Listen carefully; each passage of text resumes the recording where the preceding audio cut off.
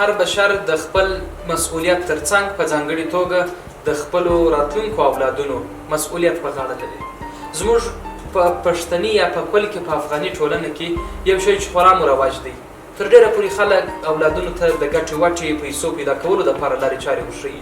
که تا ښه پیسې راوړې ته زما په اولادونو کې تر ټولو وړ شخص یې، اما که ستا عاید او بجټ کم وه ګویا د اولادونو په هغه رتبو کې خورا ټیټ یې، خو داسې نه ده. که یو شي ته فکر وکړو د اولاد پر ټولو معنوي پانګونه باندې خورا تاکید باید د هر پلار واوسېږي. معنوي پانګونه د هغه په زده کړه کې، د هغه په راتلونکي کې، د هغه په شخصیت کې کوشش وکړي اولادونه مو له کتاب، مطالعې او زده کړې سره عیار وساتي او داسې ټارګېټ او هدف ورته وټاکئ چې ستا په 12 صفحو مطالعه باندې تا ته زه یوه تحفه وړاندې کوم، ډالۍ درکوم. داسې نور مسایل ورته جوړ کړئ تر څو که دوی اوس ژوند زده کړي، په ژوند پوه سي، پر ژوند برلاسي سي، له کتاب او علم سره علاقه پیدا سي، بیا به دا کسان په راتلونکي کې شتمني، پیسې او د پیسو ګټلو لارې چارې پخپله زده کړي.